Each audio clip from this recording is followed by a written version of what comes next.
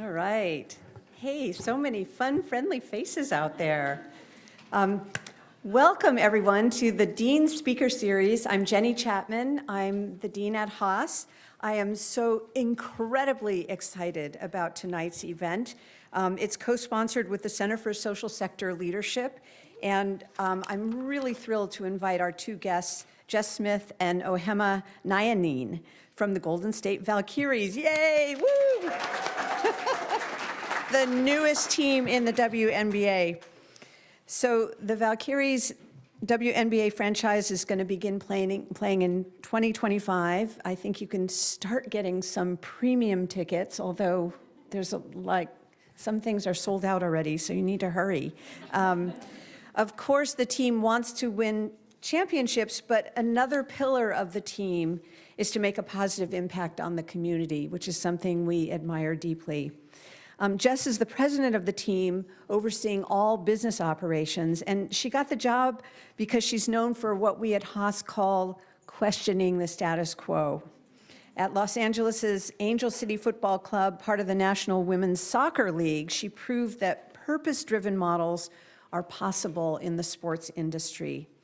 And so Jess revolutionized the sponsorship model, investing 10% of sponsorship revenues into local community initiatives that focus on equity, essentials, and education. In her most recent role as assistant general manager for the New York Liberty, sorry, I knew that was going to happen. Let me go back here. I unstapled. Okay, here we go. Okay. At industry so we're still on Jess. Okay. There's so much more. It could be a while. At industry conferences, she calls for industry change in valuation, which means finally getting acknowledgement and equity within women's sports. Jess has been awarded for her leadership in the sports industry. She's been named to the 2023 Sports Business Journal's 40 Under 40 list and the 2023 Leaders in Sport Under 40. Okay, now let's talk about Ohemaa. She has extensive knowledge of the women's basketball landscape through her career at USA Basketball and FIBA Americas, the governing body for basketball across all countries in the Americas. In her most recent role as assistant general manager for the New York Liberty, Ohemaa focused on building a strong team culture, something I value a lot, making the team a destination franchise for players. She uses all those skills and more in building a roster and overseeing all basketball operations as the general manager of the Valkyries. It's truly a pleasure to have these two awesome, accomplished women in the room today. Thank you both so much for joining us. You know they're incredibly busy. Let me turn it over now to our MBA students, Becca Nettler and Brittany Jacob, who are going to lead our discussion. Let's welcome our guests.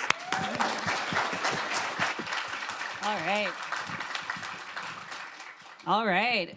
Thank you, Dean. Well, first and foremost, thank you so much for being here. The Bay Area is excited. We are excited, and this is definitely, we are excited, right? Yeah, you're at home now, so you want to go ahead and get comfortable. But this is definitely a history in the making, and we're just going to dive first into just kind of some questions about your career journey to kind of set the stage.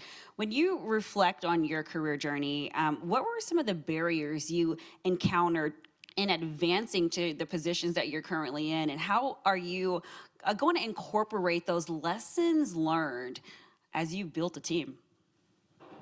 Wow, we're just going to get personal right out the gate, right? I mean, we're amongst friends. For me, I take pride now, you know, it took a while to get there in the fact that I'm the first person in my family to graduate from college. My mom had me really young, thank you. And it's only now in understanding what access to sport did for me in the position that I was able to accomplish and the skills that I was able to have, made me understand like how important that is. And so as I've had an opportunity to work through this industry in a variety of different leagues, locations, et cetera, and now working in women's sports and really understanding the power of what we're building, not only because of who we are and what we're building, but those access points that we're dedicated to giving. I feel like it's a really full circle moment. So when I think of barriers, I mean, sports and entertainment like any entertainment industry, you know, it's one that you do have to work your way through, and there's lots of different ups and downs, and every team and sport and league and location is different, you know, and so there's definitely different areas, whether it's being a woman or not having the background, you know, with connections coming in that I had to face. But now that I have an opportunity to provide that to others, I'm really passionate about that. Hello, everybody. You guys look so beautiful in your Valkyrie violet. We just love it. For everybody in this room, if you aren't already a fan, welcome.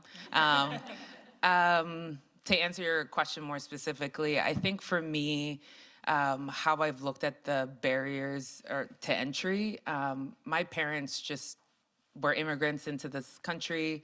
They never looked at the reasons why they couldn't be in a certain location as the reason that they couldn't do whatever they needed to be able to do.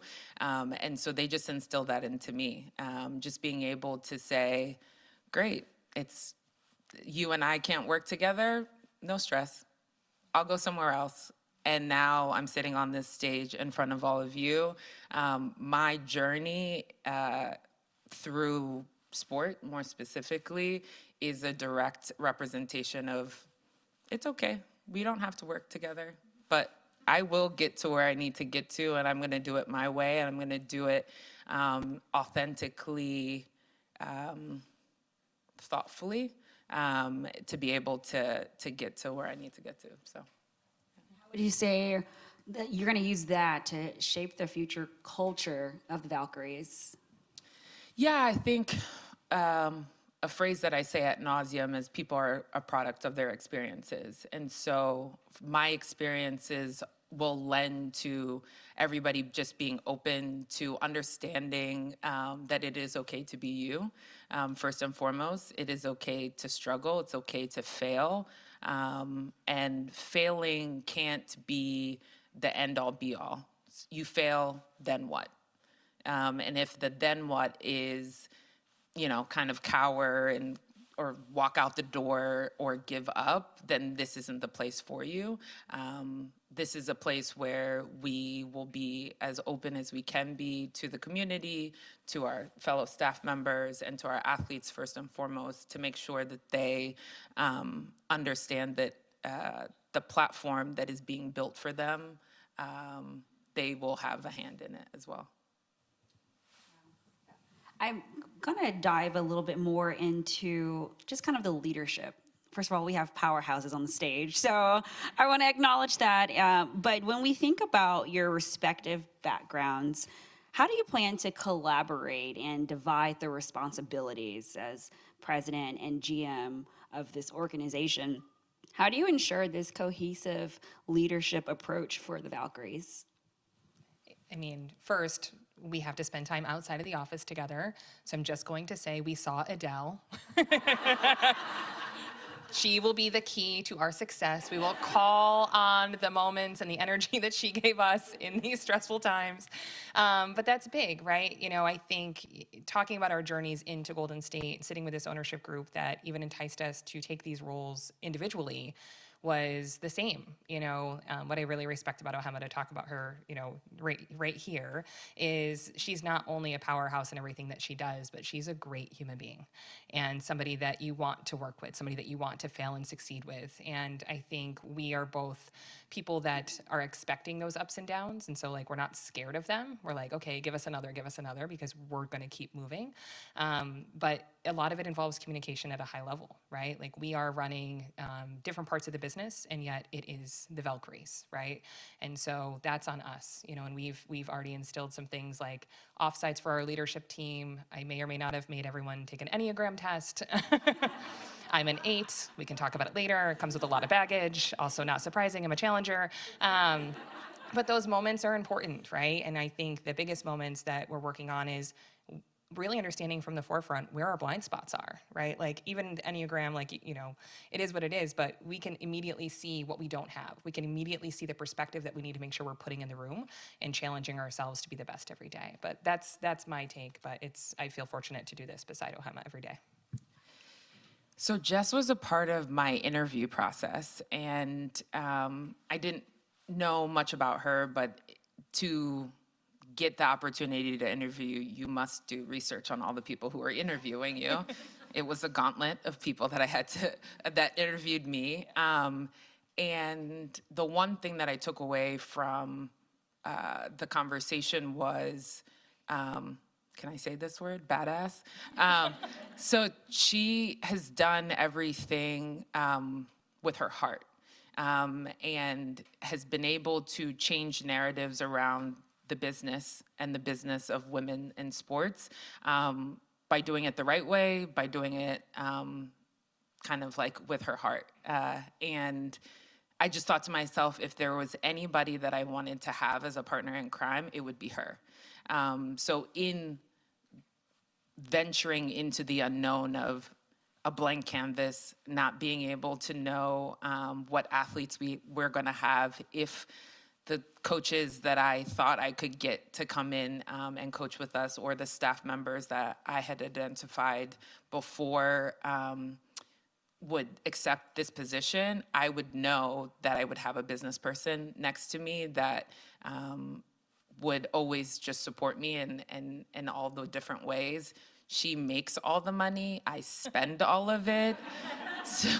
So you need to have a really good partnership and understanding each of the roles. But more specifically, I think we've both been in different spaces where we've always wanted everybody in the room to have a voice. And there's no ego between the two of us. Whatever she does and whatever I do, we're doing it together. And she's done a lot of really good things. So there's a little pressure for me to do a lot of really good things on the basketball court. And I think that we can, as we continue to go on this journey together, we've been just really open and honest about what our goals are, both personally and professionally, and actively working together to do it. Let's take a step back now and talk a little bit more broadly about women's sports and the WNBA. So thinking back to some of the W's most influential players, from Cheryl Swoops and Sue Bird to today's stars in Asia Wilson, Sabrina Ionescu, and even Caitlin Clark, how do you see the W and the Valkyries shaping broader societal perceptions about women?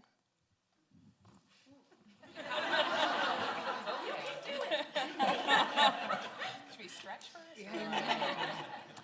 I mean, all of the names you just named and the W at a greater scale, what is so powerful about it is how different and unapologetic every single one of those human beings are. And that's what it is. It's the totality of that in every way, in showcasing women that are different at the forefront, right? Like, and I think the really beautiful thing of fandom of the WNBA right now, and as you're following more intricately, is yes, the on-court product and winning is first. However, there's also this other element of who these athletes are, right? They want to know everything about them because they are these icons in our society. And they want to know what they're wearing. They want to know who their friends are. They want to know what they're doing on the weekends, what they do in their off season. And really what the WNBA is, and this is because the players really led, at a time when the Wobble existed, is it's that mix of sport and purpose and culture together. Right? It's so much more than basketball. And there's been a lot of narratives around, hey, just play, just dribble. There's this weight of this league and the leadership of these athletes that they come together and they know that it's more than that. They said, Sue Bird recently said on our podcast, what a privilege it would be just to show up and play basketball. And she's right. And we representing them in a bigger way through the Valkyries. And we were talking about this a little bit before we got out here, but, we really want to harness the power of the Bay Area. We don't take it lightly, with the Golden State legacy playing at Chase Center, this ownership group and what's expected of us. And yet I think the most, perfect thing that we get to build around is the fact that we are the Bay Area. This region is where the world looks. This region is where people understand how we treat people, how the world should be, whether it's following the newest technology innovations or simply as a society, how we're going to progress. We get to do that through the communities represented through those athletes and so many more, and hopefully future athletes through the W. So it's pure existence in the capacity that it is shaping our culture by the day.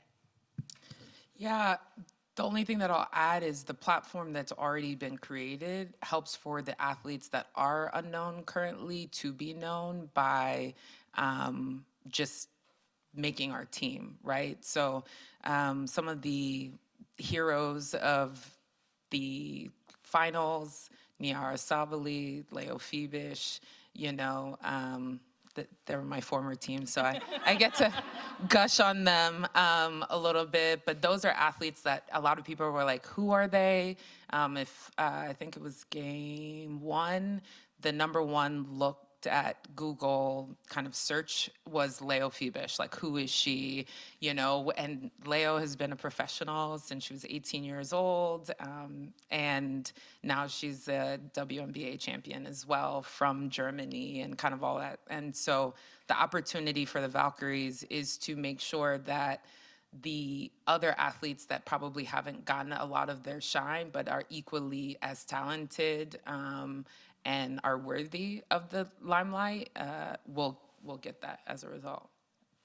Yeah, I love that, especially showing the limelight on players who deserve it as well. But one thing we've seen is that women's sports historically received less investment in media and sponsorships than men's sports, perhaps due to a perceived lack of demand, whatever it may be. We won't pass judgment. But Jess, given your experience in sponsorships, how have you seen this landscape shift in recent years, and how do you plan to use your your experience to address these inequalities? She's killing. Let me just say that. Whatever she said, she's going to be super humble about it. And it's a phenomenal question. And can't wait to see what you say. First of all, I pass all the judgment. So let's start there. Because, you know, coming into this, and I think having the pathway I did and not really understanding this industry and learning along the way and having ignorance in a good way, I was able to see through men's sports how all of them monetize themselves differently. It's not a one size fits all. The NHL is not the same as the NBA, and it's not the same as the NFL and so forth. And so as I made my way to women's sports and really looking at the infrastructure of it all, I was like, why are we trying to replicate any of that and not building around the product that it is? And what had happened from a partnership perspective specifically is so to get like nuts and bolts of partnership, often what happens is you'll use an agency and you'll say, okay, how much should I be getting for like the rate card on things like my jersey sponsorship, signage on the court, community programs, and so forth. And historically, you know how they find out what those numbers should be and give them back to you? They just look at what everybody else already did and then recycle it and say, well, the average of what teams have already done is this, and then you should go sell it for that. I was like, well, that doesn't seem like a valuation to me. That seems like just historic data that you should charge yourself within. And so when we were building Angel City, why the light bulb moment went off is I was like, well, we have Natalie Portman wearing our jersey. You're telling me that's not worth anything, you know? And so we really just eliminated that model, and I had historic data of what some of the men's teams get and the comparable data of the impressions that we were going to receive, and actually built valuations around the system that you're now seeing used today. So that's a big piece of it, because for so long, teams are looking for what they should be charging and not necessarily doing it in a way that's calculated around the fact that this isn't a unique audience. They're worth more. You can't find them elsewhere. They're value set and brand loyal. You can't find them elsewhere. But to go high level for a second, really what's happened is consumers. And the pandemic really changed the mindset of humanity. I think all of us can agree with that personally too. You're sitting in your house thinking, what am I doing with my life? Who am I making money with? Do I like this? And consumers were having that same moment. And at the same time the wobble was playing, they're hearing the narratives of record-breaking viewership and realizing, oh, me watching, me following, me buying merchandise, me putting these players up is actually pushing it forward. And then everyone else is taking note of that, right? So certainly who's going to be rewarded for that but those investing in it, whether you're the media company, teams buying rights, or investing in front office and experience and so forth. But we can make no mistake that no matter how smart everybody is in the sports industry to get us to where we are here, it starts with people, and that started with the athletes.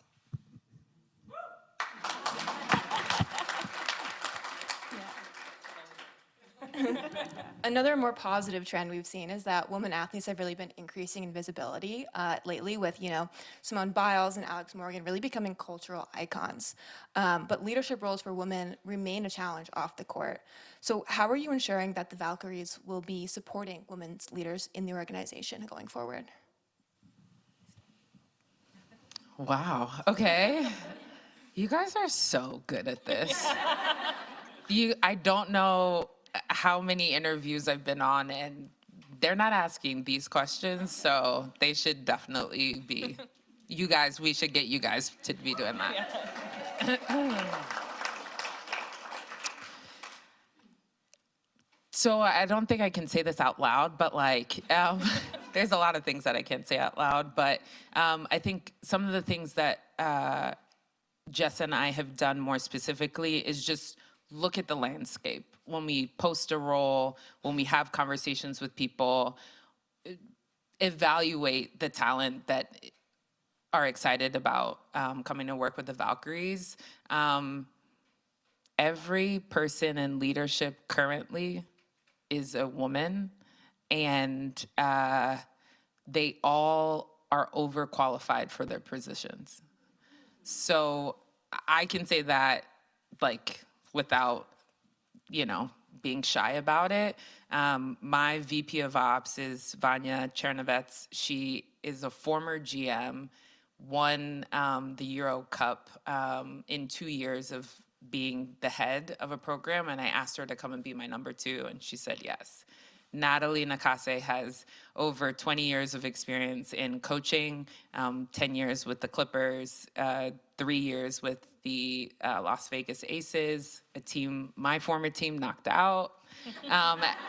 And We won't talk about the year before. We won't talk about the year before. Yes, exactly. And we're just continuing to just add to it. I think part of it is sometimes as women in leadership, we just don't want to talk about it.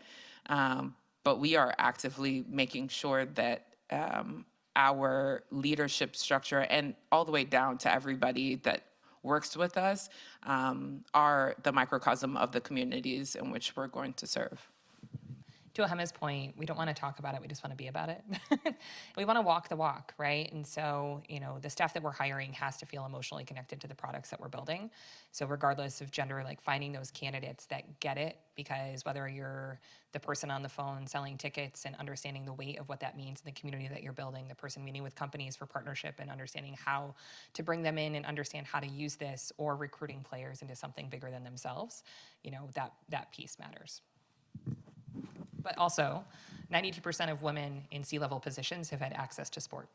And so when we think of actually pipeline opportunities and providing leadership, our existence is a huge piece of that, but our commitment to making sure that we are providing those pathways into sport are incredibly important. Specifically in young women, it's also really important to keep them in sport once they hit puberty. So there's a lot of pieces to that puzzle. One of the main reasons young women stop playing sports is they don't have access to a sports bra. There's pieces like that we need to educate our society about and make sure that we understand the power of this is not just that they get to play sport, but the skills that they're receiving will serve them later in life as well. Yeah, it's really nice to see that you're building this leadership within your coaching, the coach team search, and we also have noticed the player recruitment. So we talked back there a little bit, the expansion team. You guys are an expansion team, and you're in a unique position to have your own expansion draft next month, a few weeks from now. Am I right? Yes. Okay. December 6th. December 6th, mark your calendar. And so, this is in advance of free agent season and the overall WNBA draft next year. So ultimately, what is your mindset going into this in a few weeks? You're building right now. You're in the build mode. Yeah, I think the mindset is this is a journey. And every kind of stop within the journey to training camp and then until the first game, there are going to be a lot of people involved. And so how do I create, first and foremost, a psychologically safe environment for our athletes to be able to want to come and try out for a team and maybe understand that they may not make a team, but they still want to be a part of the process, either as an athlete that gets selected in expansion draft. So for those that don't know, each team, so there are 12 teams currently, can protect up to 6 athletes. there's an asterisk. I won't get into the details. And I have the opportunity to pick one athlete per team. I also have the opportunity to not pick anybody, right? Like if I pick a player from team A and decide not to pick a player from team B, that's within my right. So I can end expansion draft with 12 athletes or 0. I won't do that to Jess. And then shortly after that, couple weeks after that, is free agency. So this is the opportunity for the athletes that have most likely over 5 years of experience, probably have created a name for themselves, to be able to recruit them to come and be a part of our team. And then in April is the college draft. And that would be another opportunity to get athletes as well. We have the number 5 pick in the draft, and then we have the 5th pick in each of the rounds, and there are 3 total rounds. So if you kind of put that all together, we're allowed up to 18 athletes to come to training camp. Training camp is just under 2 weeks, and then the ball goes up for real mid-May. So it's a pretty fast timeline, I would say, but it's a timeline that is rooted in journey. As you go through this player recruitment and development process, is there a particular team culture you're shooting for? Yeah, it's a team culture that we're keeping on the inside, so we're not saying what it is publicly.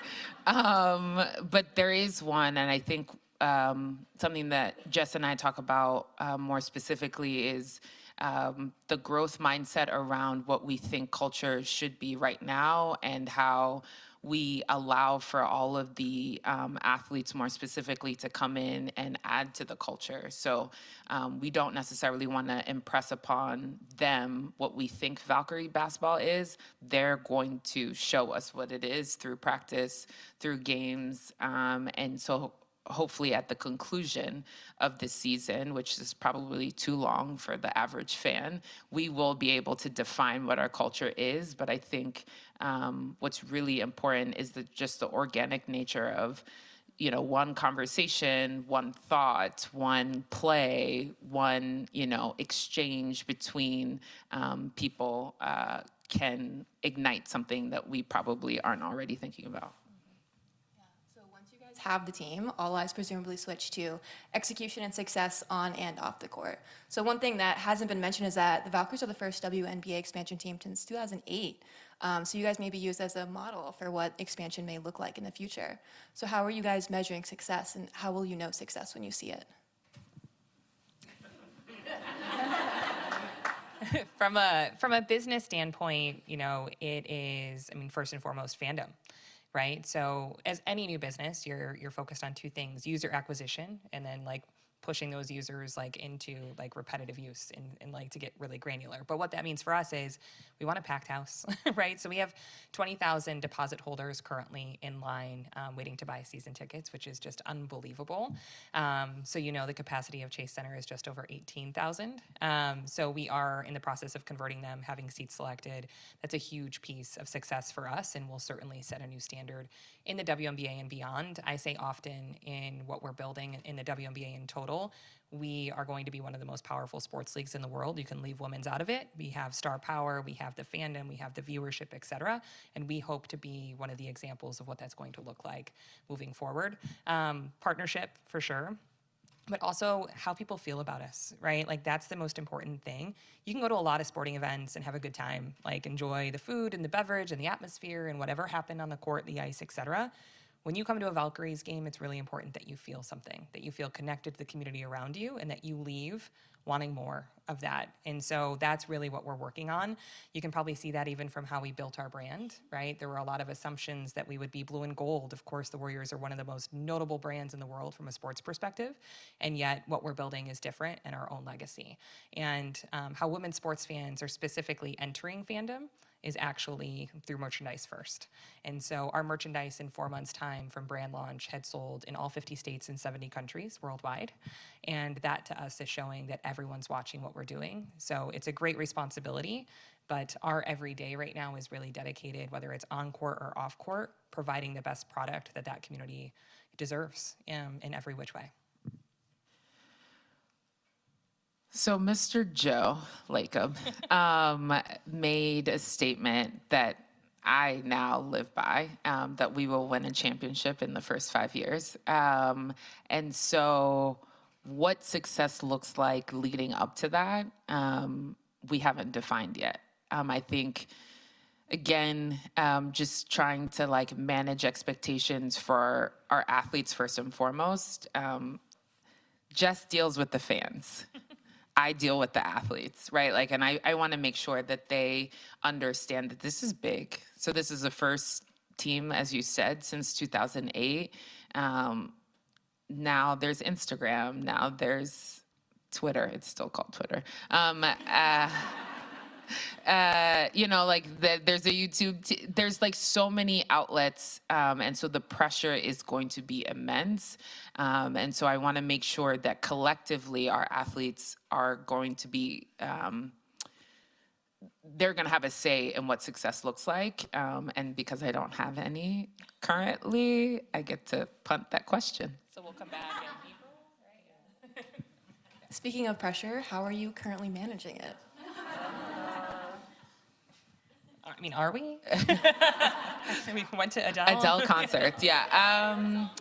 I think part of it is we lean heavily on each other to just kind of continue to gut check. Is this tough conversation? Does it need to be had right now, or can it be had later? I think what we say and what we mean, I think, is that pressure is a privilege. To be able to work as hard as we have individually to get to this opportunity, we don't take it lightly. And so I don't focus on it more specifically because I know what the goal is. And so my journey has led me to what is the goal, go accomplish it, and have a glass of wine with Jess on the way. And in addition to that glass of wine, I have a 5 and a 3-year-old, 2 girls. They're really cool. They love Ohemaa. She has a favorite I won't say. They're not here. There's a special connection between 2 of them. That perspective has given me, just as a leader and living in this world, like everything. Like their joy comes from the most simple things, comes from time spent. And it's also motivating to build a better tomorrow that they get to be a part of. And we actually get a chance, unlike so many, to feel like we get to do that every day through the work that we do, whether it is simply bringing fans into the fold, a partner, et cetera. It all means something different, and I can't think of anything more motivating when it comes to pressure.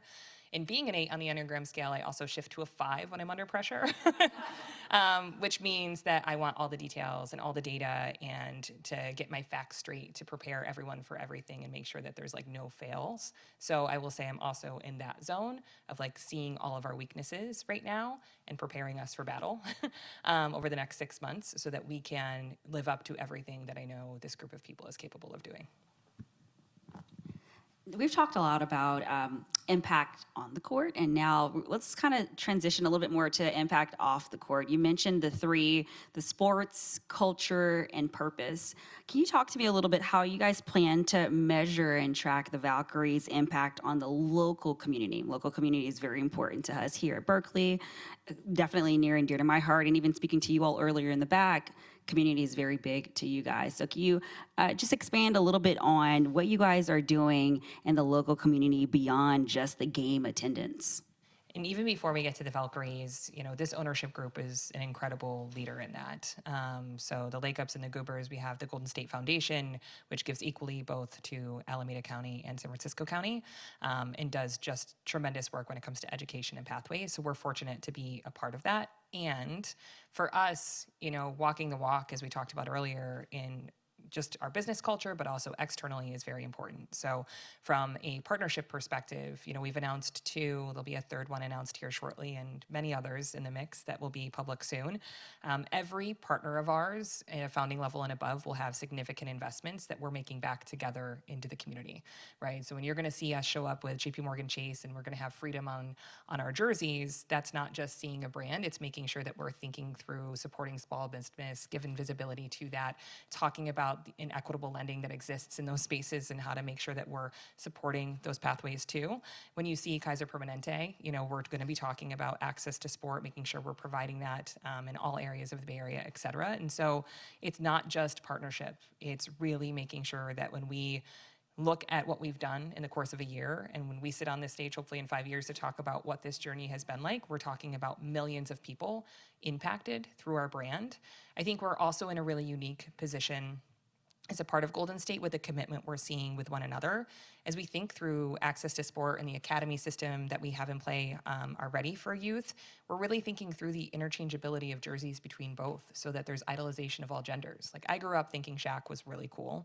My maiden name's Jessica Scott. I had a Dennis Scott jersey. I would pretend we were on the Orlando Magic together. It's very embarrassing. But like, that moment for young boys is equally as important, right? And so even when you look at women's sports, there's a lot of misconceptions that the audience is women. It's not. It's 50-50 men and women. In fact, it's 55% men. And so as we're looking at youth in totality, regardless of gender, it's also really important for us as an overall Golden State to lead together, and that you see the Warriors and the Valkyries side by side, not up and down. And we have, that type of commitment from our ownership group, even with us being a year 1 brand. So we are building within an ecosystem of support that allows us to create vision and impact in the way that we know is possible. I love that. And I love the fact that you guys are inspiring with the ticket sales and just the Bay Area community, inspiring so many women and young girls in this area. Last question to close it out will be that the WNBA is actually one of the most consistent leagues in supporting its players' social activism. What role do you guys see team leadership playing in empowering your players going forward? Yeah, it's paramount for us to be able to make sure that our athletes have equal use of our platform to speak on the things that give them a reason as to why they want to be on court. I think back to Jess's point around not just being able to play the sport and not speak about what is near and dear to their heart that may be prickly to others. I think that they will have the opportunity to do that. As leaders, we have to listen. I think, again, everybody's a product of their experiences. And so just being able to understand where they come from, first and foremost, why they feel so convicted about whatever topic, and then how can we work together to make sure that they're able to amplify their message, I think is really important. Something that Jess hadn't talked about is just like the community part that she leads as a part of her team. They have done a really good job of really talking through, like, if an athlete wants to come in and is all about literacy, here are the organizations that we already have connections with, or here are the organizations that we'd like to have connections with, and here's an athlete who wants to kind of lead that charge. They will be able to kind of like put that all together and make that work. And I will say it doesn't happen on all the other W teams, which is a competitive advantage for athletes to want to come and continue to create impact, not only on court, but off court as well. Well, we're not finished yet, but let's just give them a hand for what we've heard.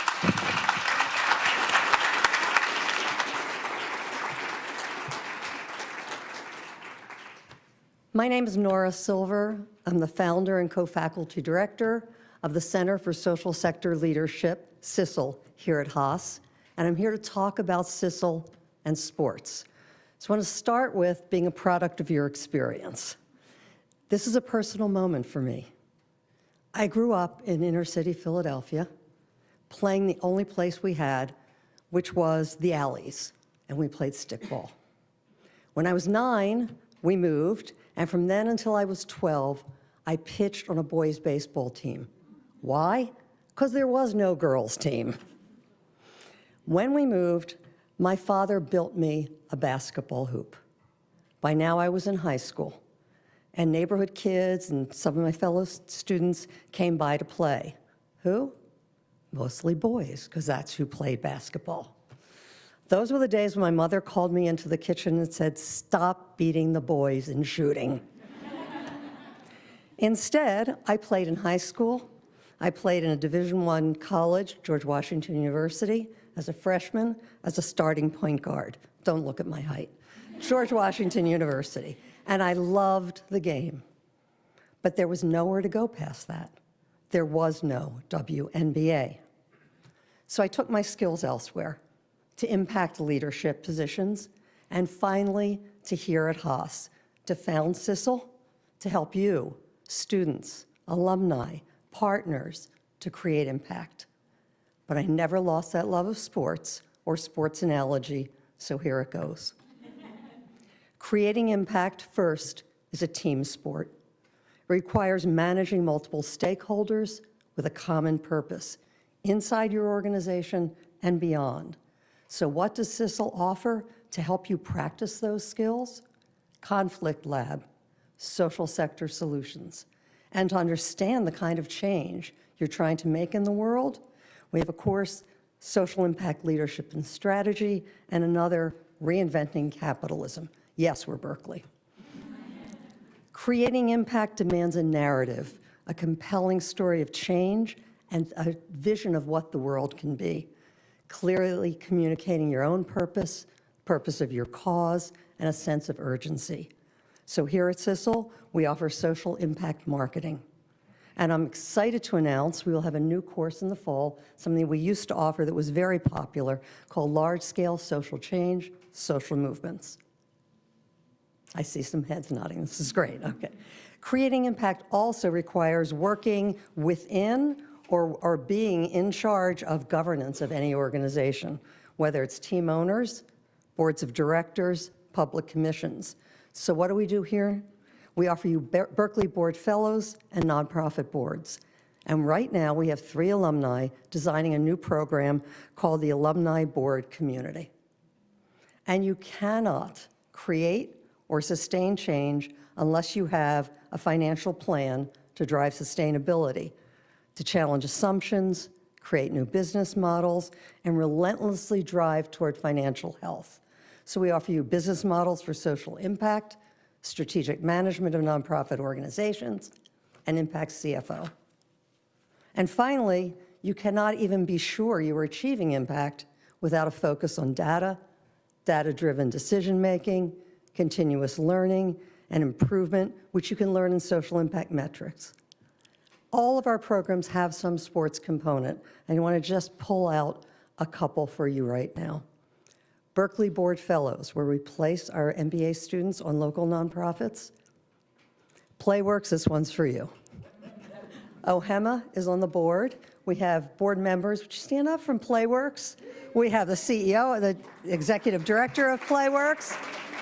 We have our board fellow, and we have our founder, Jill Violet, who's been our interim executive director this year. And when I personally review resumes from students for social sector solutions, for impact CFO, for Berkeley Board Fellows, for philanthropy fellows, all of our CISL programs, and I see that a student has played sports, particularly team sports, this is what I know. They're disciplined. They know how to show up in practice day after day, feel like it or not. They're focused, not just on winning, but getting better and better and developing their skills. And importantly, they know how to lose, how to get up, learn from it, and keep on going. They know they're part of a team and how to support teammates, and importantly, let teammates support them. Even though they may be competitors today, they may be on a team tomorrow, so play nice. They know it's a game, and it's also something more. They represent a school, a city, a community, a change. They're part of something bigger than themselves. They're role models for kids. They represent others, and in the case of women, an ascending role of what a leader is and looks like. They often stand for something: childcare for Olympians, or investing in equity, essentials, and education in local communities, reproductive health, equal pay, representation, and leadership. So finally, how are sports different from impact and leadership and purpose? In my life, not much. As Jess already told you, 94% of women in the C-suite played sports. And maybe it's not just sports, but playing in an orchestra, singing in a chorus, taking a role in a play, serving in the military. Whatever it is for you, let me encourage you, please jump in, because leading and impact and purpose are team sports. So, thank you. So we want to hear from you. And we want to start with one of our first students coming up with some questions. If you'd like to ask a question, please, there's a microphone in the middle. Start lining up, and we'd love to hear from you. Booty. Thank you guys for being here today. I think I, for one, am very excited to root on the Valkyries this upcoming season. Yeah. My question is around the expansion draft and how all of your players will be coming in from different teams next year. So how do you guys plan on balancing a competitive environment while also still having a strong sense of unity and camaraderie when everyone else is coming from different teams and different cultures last season? Yeah, great question. I see what you're doing there, Dean. You're getting a lot of great, I was gonna say athletes. Yeah, we love,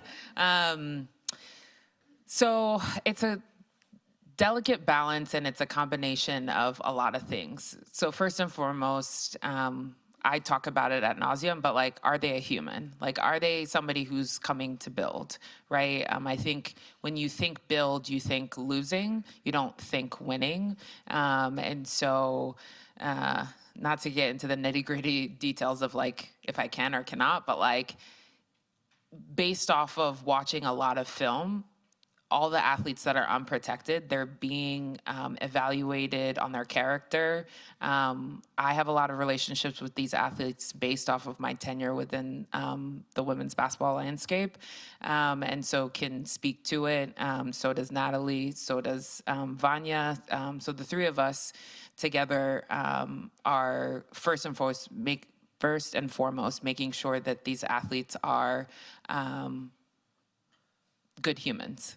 And then secondly, in terms of being able to create a competitive environment, if they are currently on a WNBA team, they're a good player, right? So I think the environment is already going to be created by them coming into it. And during training camp, so after expansion draft, free agency, and college, that environment that we create with the 15 to 18 athletes before we get down to 11 or 12 will be probably one of the most competitive in all of the WNBA, I would like to say, just because there's going to be a lot of external pressure put onto them. And so they'll be evaluated not only on their talent, but how they're able to kind of manage everything around them as well. Please, tell us who you are and if you're a student or... Hi, my name's Adelaide. I'm a first-year MBA student. My question is really about the fact that I think we think as a society, we think of men's sports as the default. What are things you think that we can do as everyday people, maybe in language or how we discuss women's sports, even calling it the WNBA? How do you think we can start to change how we talk about women's sports to kind of level the association or the playing field? Yeah, to me, it's conflicting and yet important. It's not the same, right? And I think there's actually a true power in that, in making sure that we don't lose sight of the fact that there are differences in what this is and the power that it actually has that I think is different from men's sports. Secondly, when it comes to just how great the product is and how great the sport is, the continuation of talking about it in the same places in the same way, right? Like sitting down, talking about like how a team played, players you liked, didn't like those types of things, whether it's through the media, around the dinner table with friends, etc. Making sure that it's shown up powerfully that way is incredibly important. But I also think it's important to talk about the fact that it is different because I think that's what's special about it. Yeah, the only thing that I would add is you come to watch a sport because you enjoy the sport, right? So I love X sport, so I'm going to go watch it.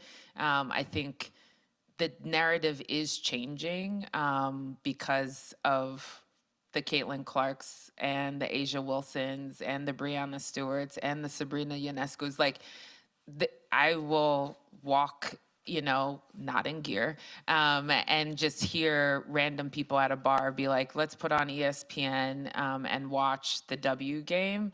And, I smile and chuckle to myself because I'm like, it's working. But I think we all have a responsibility, and thank you for the question, to just continue to evaluate it for what it is and not necessarily for what it could be, because we aren't dunking in the game, but we are hitting threes, So like, why are you coming to the game? Why are you watching the game?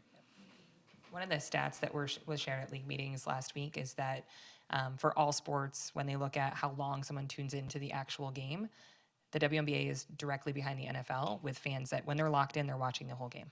And so there's moments like that too that are reinforcing the power of this fandom coming to fruition. Great. Thank you. Hi, my name is Kat. I'm a staff member here with the MBA Career Management Group. We've touched on it a few times tonight, but there has been times of conflict between players and ownership groups, especially when it comes around social justice issues. I guess my question is, obviously you are trying to lead with more of an emphasis on change, but conflict happens. How as leaders do you navigate conflict when you are balancing multiple shareholders and multiple people you have to answer to?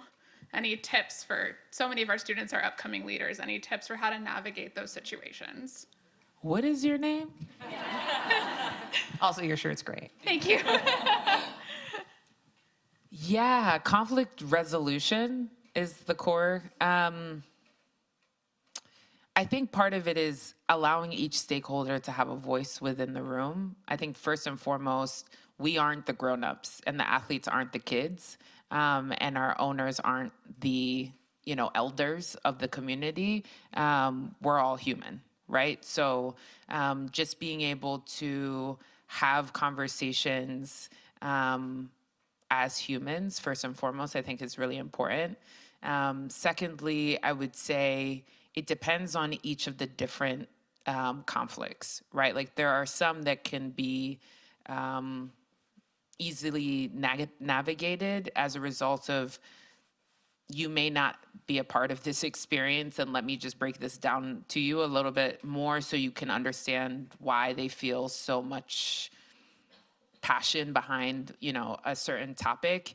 And it's tough. I mean, at the end of the day, I won't be able to tell you that I'm just going to stand there and be like, go Valkyrie Violet, this is what we're doing. And what I can say is that if you give people the opportunity to say without any filter what it is that they believe in, and the recipient is sitting quietly and listening, most of the time you're able to at least come to a resolution that it's not a win-win, but it is an understand. And I would just say from a leadership perspective, something I've grown into is conflict is a good thing, right? That's really where growth happens in any situation in our world. And so accepting it, listening, and being open to why there's conflict, I think often leads to your best outcomes and the continued progression of all things, like business-wise or human-wise, that exist. So I actually appreciate when there's conflict because it, one, means there's a safe place that people feel like they can have conflict and bring something up that they feel.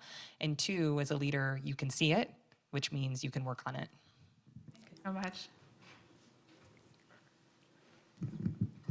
Hello, my name is Devik. I'm a freshman here at Haas. So my dream is to be an NFL GM. This is for, the Cowboys, but maybe. Hey, okay. All right. Oh my God. I'm being If realistic. it's Jerry not Buffalo Jones and Bills, Stephen yeah. Jones aren't gonna die soon enough, so maybe it has to be another team. But like, this is mainly for Ohemaa. Being a GM yourself, I'm not sure like if you knew you wanted to be a GM in college or not. I don't think that's how it works, but I kind of want to do it. But like, what advice would you have to college students who would want to be a GM just to kind of like break into sports and get on a team to like get to a point where you can work up? Because like I've heard it takes a really long time to get up there. Yeah, it does take a long time. So my pathway is so different, and I want to make sure that people understand that I went to American University, a rival of Nora's, but that's fine. We're friends now. And I didn't go to business school. So it is actually wild that I get to sit here at one of the most premier business schools. See what I did there, Dean? And speak on being the general manager. So first and foremost, believe in your story. To work in different sports. Like, to get to the NFL, you might not start your first job in the NFL. You might start it with the Valkyries or Bay FC or the New York Liberty or, I'll just name all the teams that I've worked with. Each part of that experience is going to get you to there. And I think what a lot of people don't take into account is if you want to be in sport X, you have to work in sport X. How many different professional sports teams did you work with? And name them all. It started in minor league baseball for the Dodgers, Oakland A's, Columbus Blue Jackets within the NHL, San Jose Earthquakes within Major League Soccer, Angel City Football Club with the NWSL, currently with the WNBA. Point taken.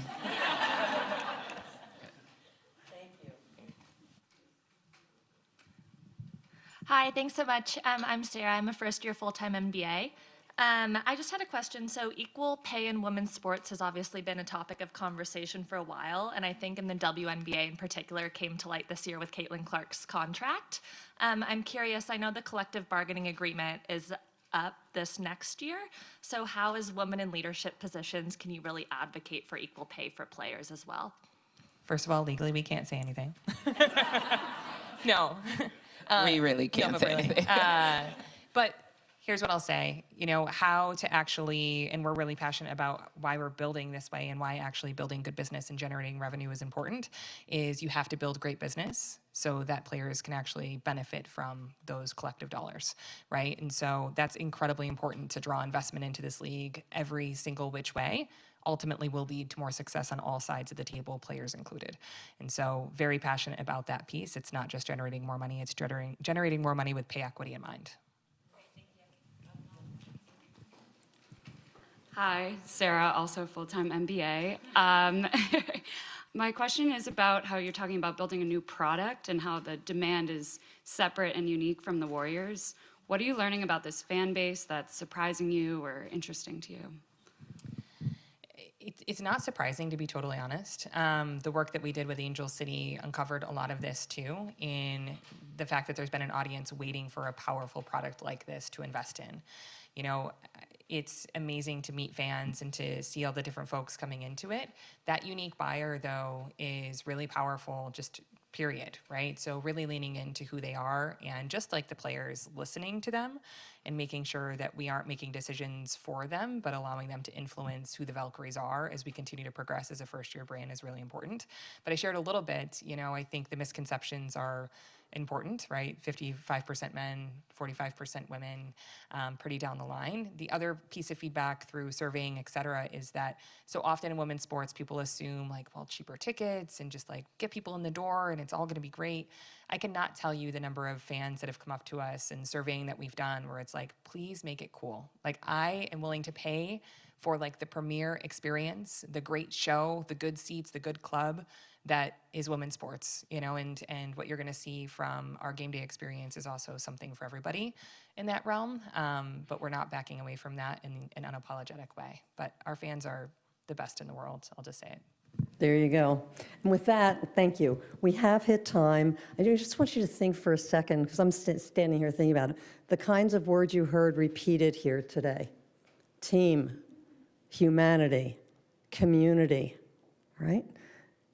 Sports, business world, we're all in this together. So will you help me thank the 4 leaders we have up here today?